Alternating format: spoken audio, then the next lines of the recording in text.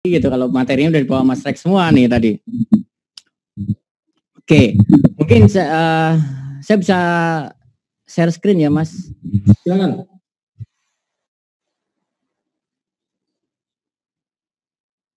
Oke, baik teman-teman semuanya, saya siang hari ini kebagian menyampaikan materi bagaimana membuat brand agar lebih bernilai. Lebih bernilai ini bernilai dari sudut pandang valuasi bisnis ya, dari sisi valuasi brandnya. Oke, mungkin saya kenalan sedikit dulu. Ini bisnis saya tahun 2001 saya sudah mulai berbisnis, kemudian tahun 2003 bangkrut gitu. Percetakan saya tahun 2005 kemudian saya bikin percetakan baru namanya Derajat Celcius, alhamdulillah sampai sekarang masih ada. Kemudian tahun 2010 saya bikin agensi brand namanya Neima. Kemudian tahun 2014 saya bikin agensi logo ya, visual identity logo untuk segmen UKM. Oke, yang mikro. Namanya adalah Hasbuna. Oke. Ini adalah ekstraksi 19 tahun pengalaman saya berbisnis. Yang alhamdulillah sampai saat ini sudah 700 lebih klien saya, 35 kategori bisnis dengan 19 tahun pengalaman. Ini berapa klien saya, salah satunya Darut Tauhid Bandung, dan ini berapa brand yang lainnya. Oke. Saya mulai dari mana sih slide ini? Saya akan mulai cerita dulu tentang tujuan kita berbisnis. Ngapain sih kita membuat sebuah bisnis? Banyak yang mengatakan saya berbisnis itu tujuannya, ada yang mengatakan supaya lebih bermanfaat, supaya bisa membuka lapangan pekerjaan, dan lain-lain. Kalau saya boleh memberikan sudut pandang yang mungkin ada yang sama dan juga mungkin juga berbeda dengan teman-teman, tujuan berbisnis cuma satu sebetulnya, yaitu profit. Gimana nih kalau saya kemudian yang sering bertanya, wah kalau begitu itu cinta dunia banget tuh, kok ngomongin profit-profit aja gitu. Ya gini, saya sih mengatakannya begini.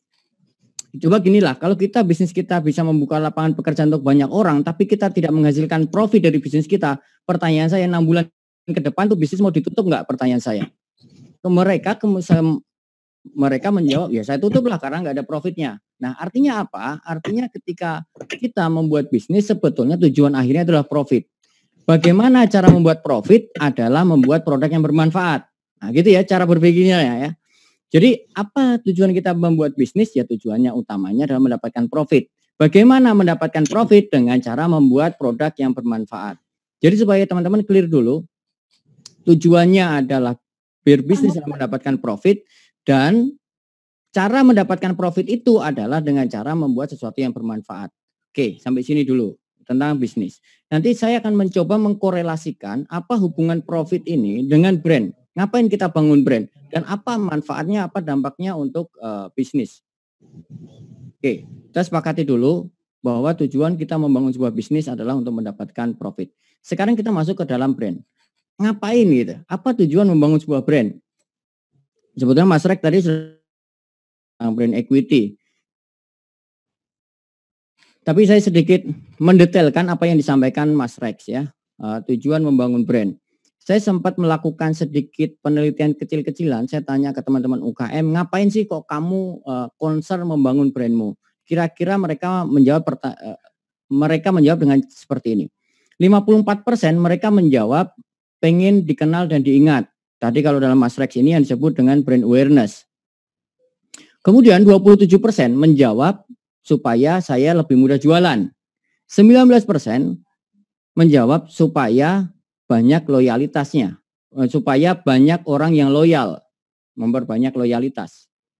Nah, kemudian kalau kita berbicara secara umum, apa sih tujuan membangun brand? Kebanyakan mereka menjawab supaya dikenal dan diingat. Oke. Kalau saya lihatkan gambar-gambar yang ada di depan sini gitu.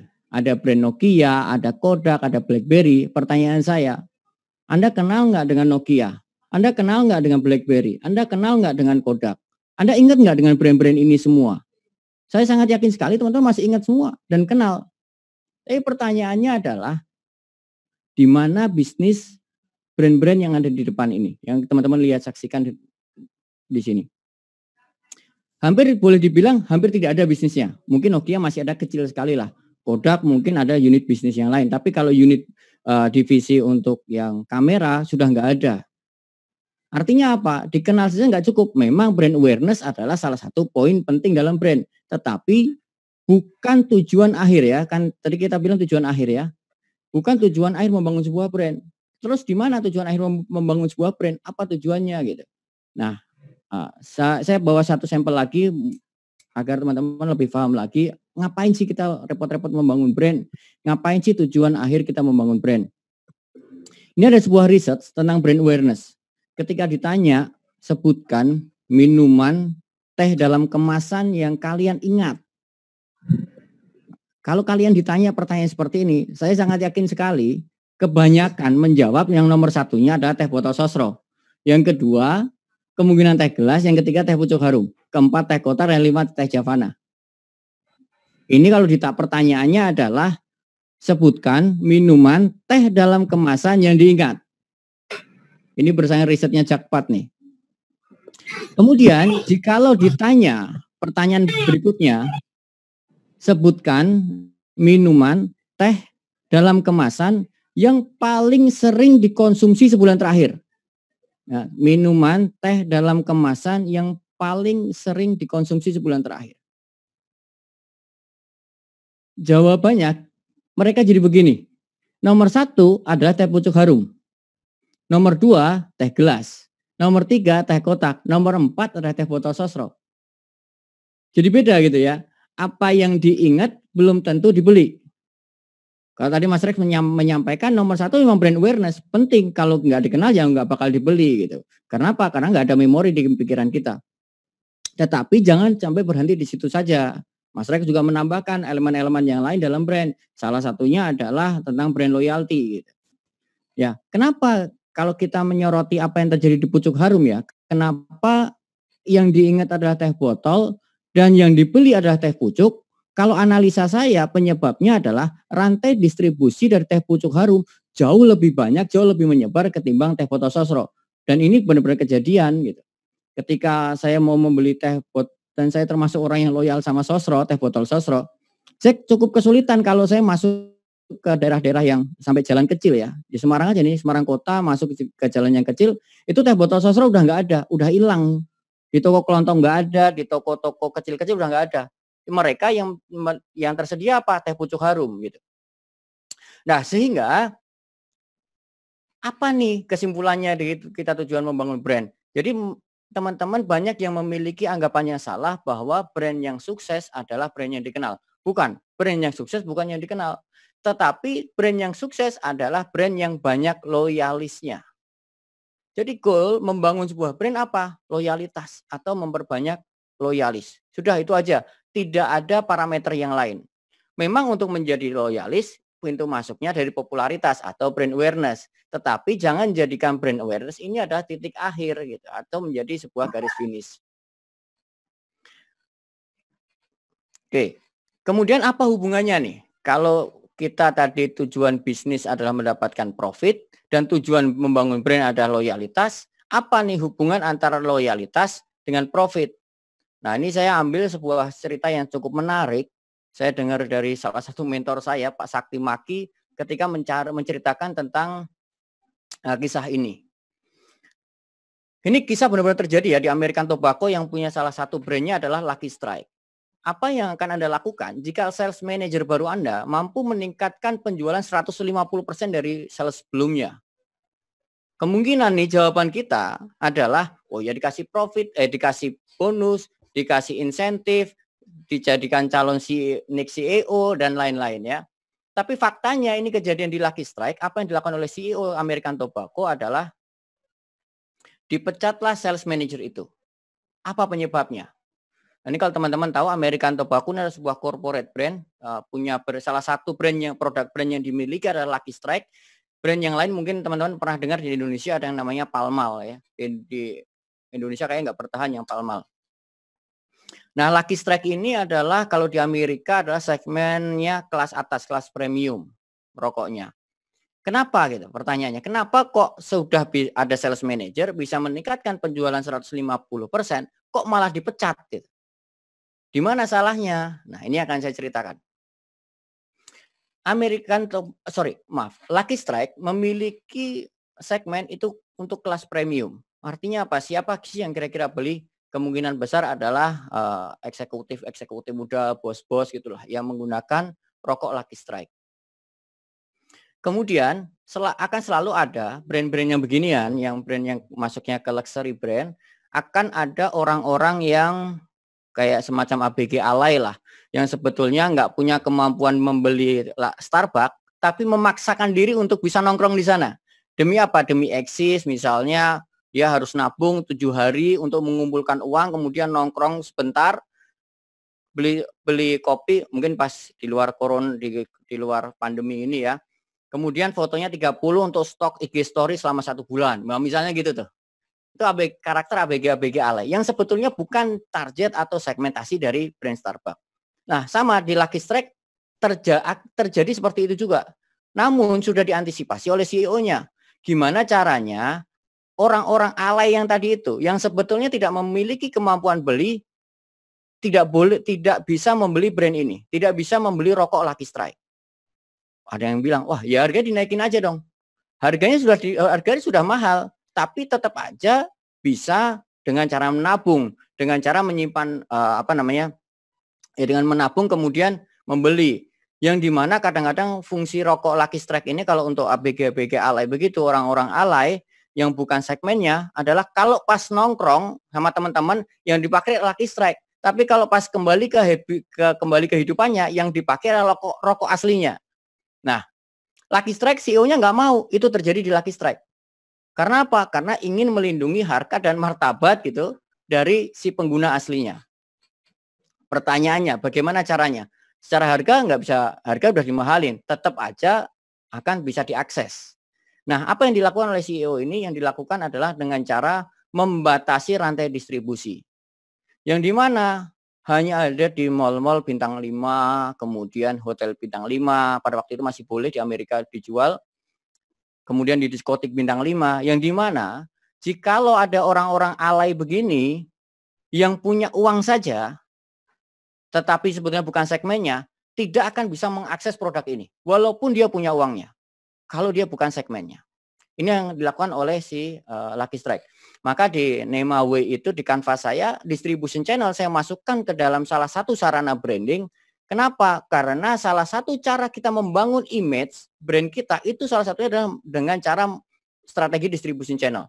Contohnya misalnya, saya nggak tahu ya, nanti Mas Rex bisa menambahkan, misalnya Starbucks itu ada di Plaza Indonesia di paling depan, dan itu mungkin mahal sekali itu harganya itu untuk kontrak di situ. Saya nggak tahu apakah itu masuk atau enggak, tapi kalau secara hitung-hitungan sewa kontrak dan lain-lain mungkin nggak masuk harganya. Mungkin merugi, mungkin nggak untung.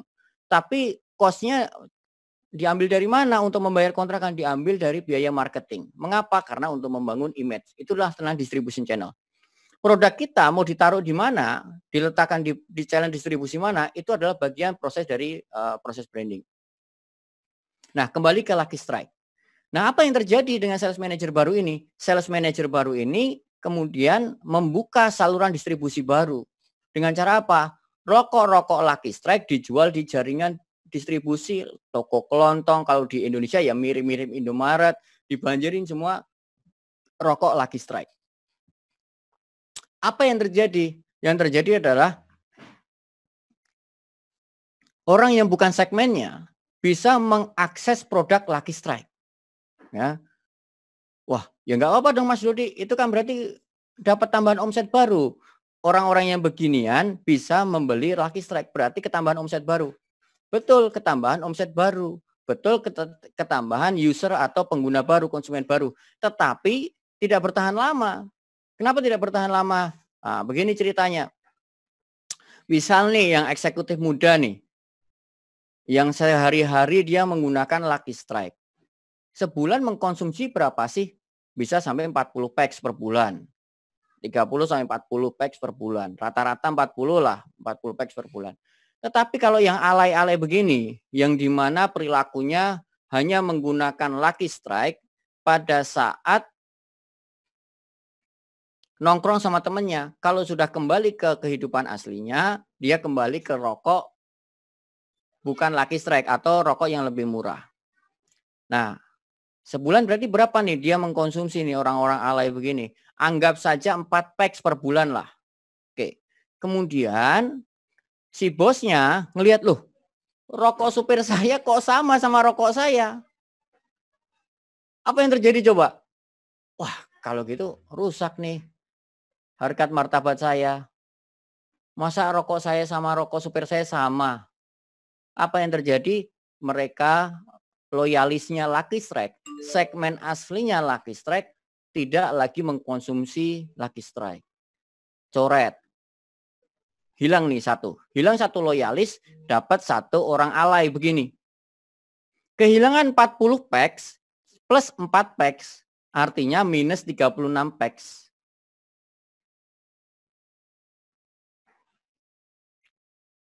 Nah, di sini teman-teman bisa melihat pentingnya loyalis, pentingnya loyalitas. Satu loyalitas pergi, udah omset melayang. Loyalis hilang, omset melayang. Maka jaga, rawat baik-baik kalau teman-teman, kalian semua sudah memiliki loyalis.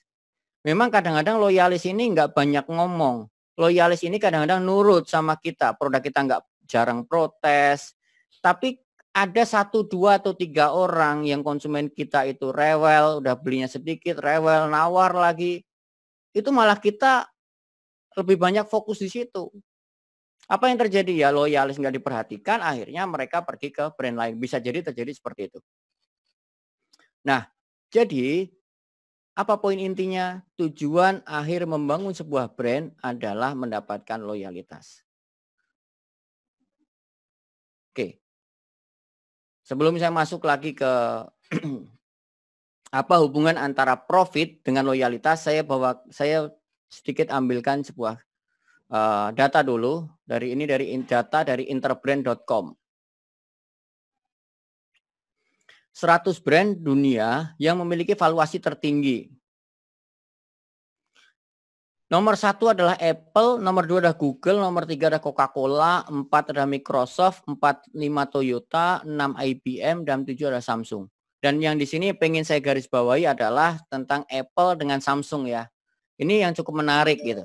Kenapa valuasi Apple jauh lebih tinggi daripada valuasinya Samsung? Jadi tema hari ini ya, bagaimana memvaluasi bisnis atau memvaluasi brand. Nanti how to-nya dengan Mas Yusak. Kenapa? Banyak yang mengatakan, oh karena Apple lebih eksklusif, karena Apple lebih premium. Apakah benar? Kalau yang premium itu pasti valuasi bisnisnya paling tinggi. Coba kita cek ya, Google ini premiumnya di mana? Luxury-nya di mana? Gak ada luxury-nya sama sekali, banyak yang gratisan. Tapi kenapa dia lebih tinggi valuasinya ketimbang Samsung? Kalau kita berbicara misalnya di nomor 34 ini, ada tas Hermes. Itu tas yang harganya ratusan juta nih. Tapi valuasinya di nomor 34 di dunia. Kenapa dia nggak nomor 1? Kalau ini urutan menceritakan tentang urutan luxury sebuah brand, harusnya Hermes nomor 1 dong. Ternyata mengapa sebuah brand-brand ini bisa nomor 1, nomor 2, nomor 3, nomor 4, diukur dari mana sih sebetulnya? Nah, supaya bisa menjawab ini, saya akan bawakan sebuah data yang cukup menarik buat teman-teman semuanya, dan ini data ini membuat saya cukup kaget sebetulnya ya. Yaitu tentang market share dan profit share smartphone.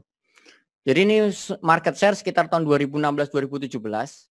Kalau ada sekian banyak brand HP, dari 1.000 orang yang pakai handphone, pakai smartphone, 140 orang ya, mungkin 1.000 orang, 140-nya pakai Apple. 250 pakai Samsung, 610 pakai brand-brand yang lain. Apple memiliki hanya 14 market share. Samsung memiliki 25% market share. Tapi kenapa Apple memiliki valuasi lebih tinggi daripada Samsung? Nah, ini yang menarik.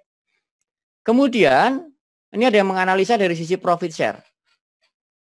Brand-brand HP ini, smartphone ini semua dikumpulin jadi satu, kemudian dibagi nih, pakai pie begini. Kira-kira jadi begini. 78% tuh kalau HP profitnya seluruh brand HP dikumpulin satu profitnya, kemudian dibagi per brand, kira-kira 78% itu profitnya Apple sendirian. 22% dibagi semua brand-brand yang ada. Ayo. Apa artinya coba? Market share di sini tidak menjamin akan mendapatkan profit. Pertanyaannya kembali, kenapa Apple profitnya jauh lebih besar? Selain memang produknya lebih mahal, ya tapi yang jauh lebih penting daripada itu adalah loyalitas konsumennya cukup tinggi. Jarang sekali orang yang habis pakai iPhone kemudian ganti brand lain, apalagi membandingkan spek, sangat jarang sekali. Tapi coba kalau kita pakai Samsung atau brand Android yang lain, non Apple. Yang dibandingkan adalah harga dan yang kedua fitur. RAM-nya gede mana, kemudian prosesornya gede mana, bagus mana, itu dibandingkan, di-compare. Kameranya keren mana. Nah, di Apple tidak pernah terjadi seperti itu. Kalau yang namanya loyal, udah cinta, ya udah, saya akan membeli lagi, dan beli lagi. Inilah tujuan akhir kita membangun brand, memperbanyak basis loyalitas. Oke, pertanyaannya, apa hubungannya banyaknya loyalis dengan profit? Kalau kita sama yang teman-teman yang sudah berbisnis, saya tanya ke teman-teman semuanya, jawab aja dalam hati. Kita lebih mudah jualan kemana? Ke konsumen yang sudah pernah beli kemudian diminta membeli kembali, atau calon konsumen yang belum pernah kenal sama brand kita sama sekali. Kemudian kita meminta mereka untuk membeli. Satu, konsumen yang sudah pernah beli diminta membeli kembali. Yang kedua, orang yang belum pernah beli diminta untuk membeli. Mudah yang mana? Teman-teman pasti sepakat. Lebih mudah menjual kepada orang-orang yang sudah pernah beli kemudian diminta membeli lagi. Membeli lagi disebut repeat order. Kenapa bisa terjadi repeat order? Itu loyalitas. Itulah yang disebut dengan loyalis. Kalau lebih mudah menjual kepada orang-orang yang sudah pernah beli, kan cost jadi turun. Kalau cost jadi turun, apa yang terjadi? Profit bisa meningkat. Nah, itu tadi ya teman-teman semuanya. Kenapa tujuan membangun sebuah brand adalah loyalitas dan apa hubungannya dengan tujuan bisnis adalah membangun profit. Yaitu dengan banyaknya loyalitas, dengan banyaknya loyalis, maka profit kita semestinya juga lebih meningkat. Ada yang bilang gini, loh Mas Dodi, saya susah nih jualan sama orang yang sudah pernah beli. Orang yang sudah pernah beli produk saya susah untuk mereka membeli lagi. Saya tanya, emangnya produknya apa? Oh, produk saya adalah saya jualan makam. Oh ya susah kalau gitu. Produk-produk yang tidak bisa di repeat order itu susah ya teman-teman ya. Teman-teman juga perlu sesuaikan dengan kategorinya. Kalau produk-produk yang tidak bisa di repeat order ya kemungkinan besar untuk membeli repeat order juga semakin susah. Atau kemungkinan kedua, kenapa susah di repeat order? Susah di repeat order bisa jadi nih. Bisa jadi karena produk Anda mengecewakan. Sehingga orang tidak mau balik lagi. Anda bahkan tidak percaya diri menawari dia kembali untuk membeli. Kenapa? Karena banyak yang komplain, banyak yang kecewa, tapi Anda tetap aja menjual dan tidak memperbaiki dari produk itu. Nah, itu bisa jadi dua kemungkinan kenapa Anda tidak bisa repeat order. Nah, jadi kesimpulannya apa? Brand yang bernilai, memiliki valuasi yang tinggi adalah brand yang banyak loyalisnya. Oke, apa dampak kalau kita banyak loyalisnya selain profit lebih tinggi? Nah, ini yang kaitannya nanti yang akan dibahas oleh Mas Yusak. Loyalis membuat brand lebih bernilai. Buah Vita, saya sedikit cerita tentang Buah Vita, ini kejadian tahun 2012 atau 2013. Buah Vita adalah sebuah brand minuman dalam kemasan jus buah. Yang brand ini dimiliki oleh Ultra Jaya. Ultra Jaya ini memiliki produk, memiliki manufaktur dan memiliki brand-brand lain selain Buah Vita. Ada teh kotak, kemudian ada Ultra Milk gitu ya. Selain memiliki brand Buah Vita. Kemudian tahun 2012 Buah Vita ini brandnya saja dibeli oleh Unilever. Hanya brandnya saja, tidak termasuk pabriknya. Ingat ya. Situasinya adalah Unilever membeli hanya brand Buah Vita, hanya nama Buah Vita. Kalau dalam satu lembar itu ya satu lembar sertifikat haki yang dibeli oleh Unilever, yaitu brand Buavita. Pabriknya nggak ikut dibeli. Tahun 2012 dibeli berapa sih oleh Unilever? Dibeli seharga 400 miliar. Pertanyaannya, apa yang dibeli oleh Unilever?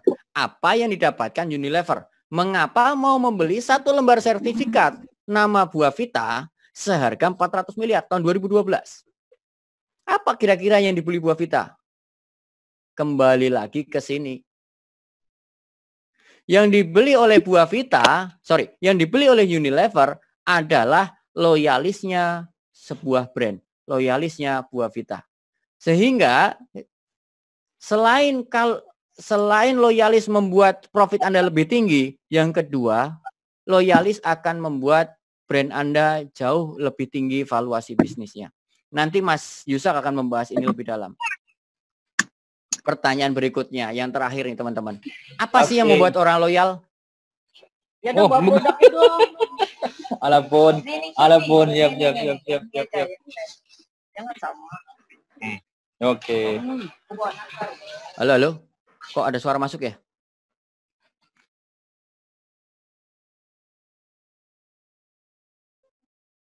Apa sih yang membuat orang loyal? Ada 4 hal.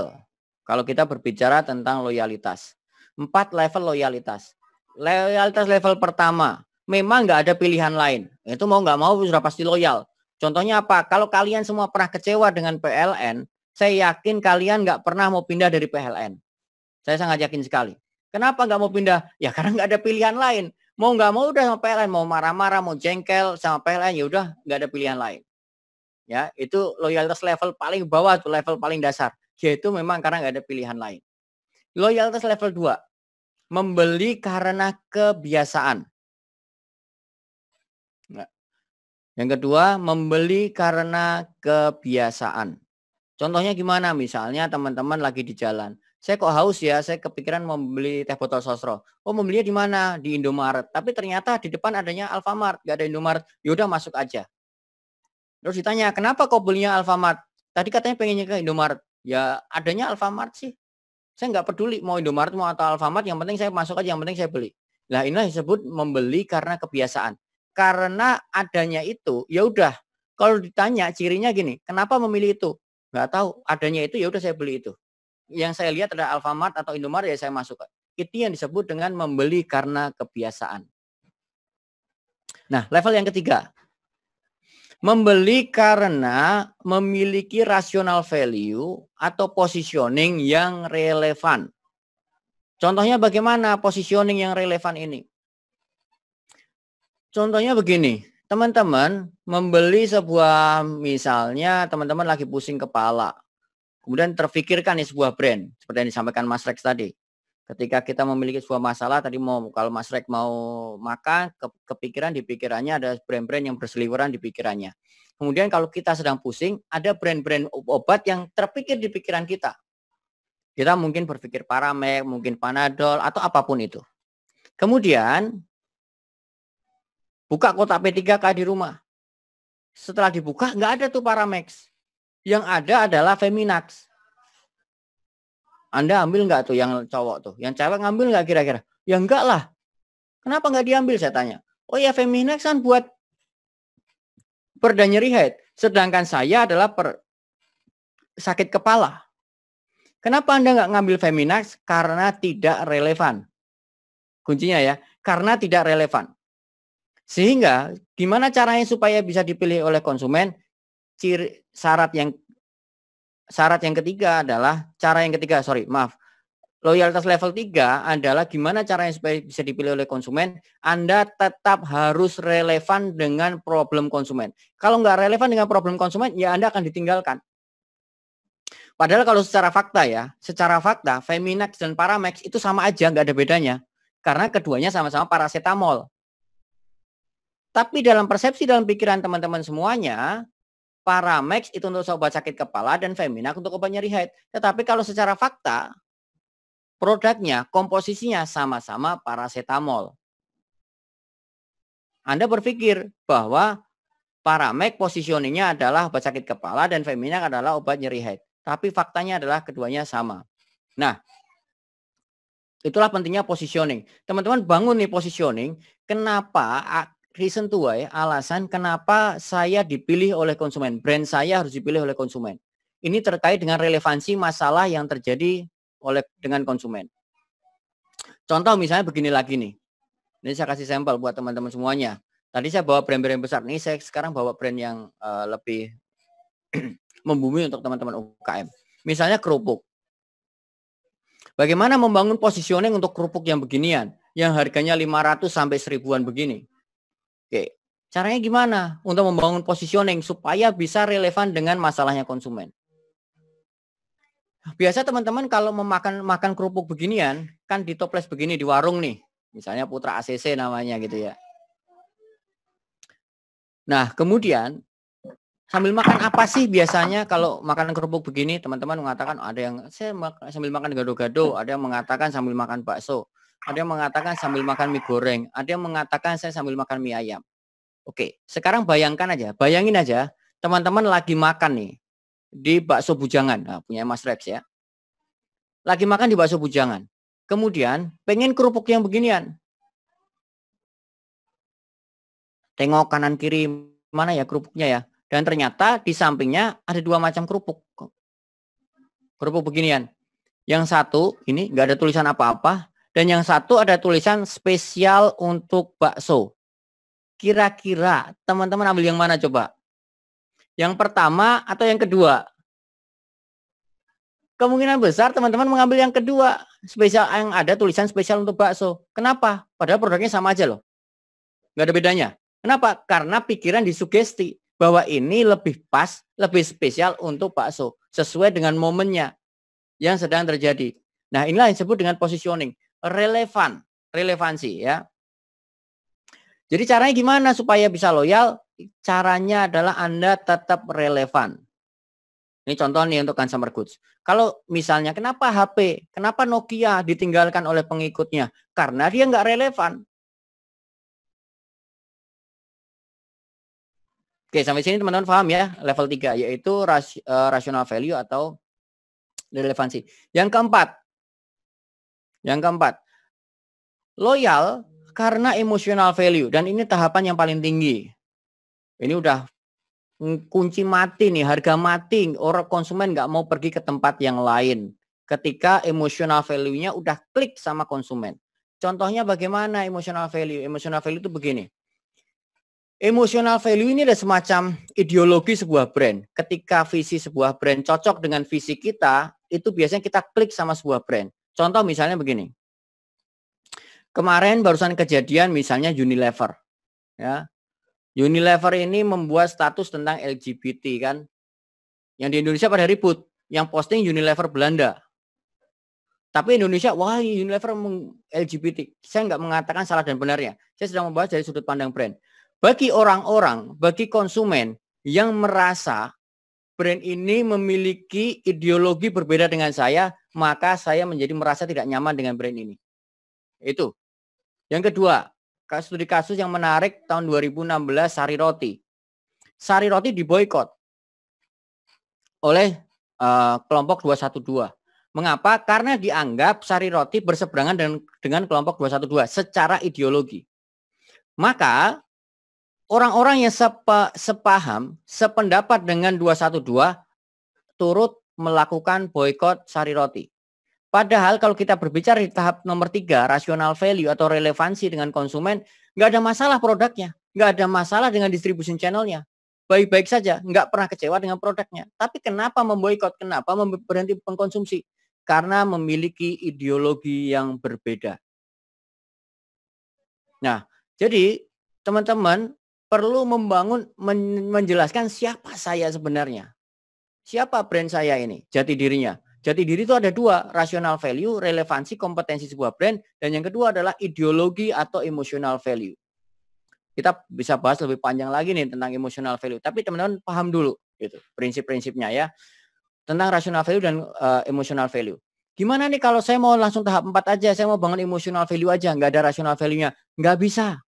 Nggak bisa. Kenapa nggak bisa?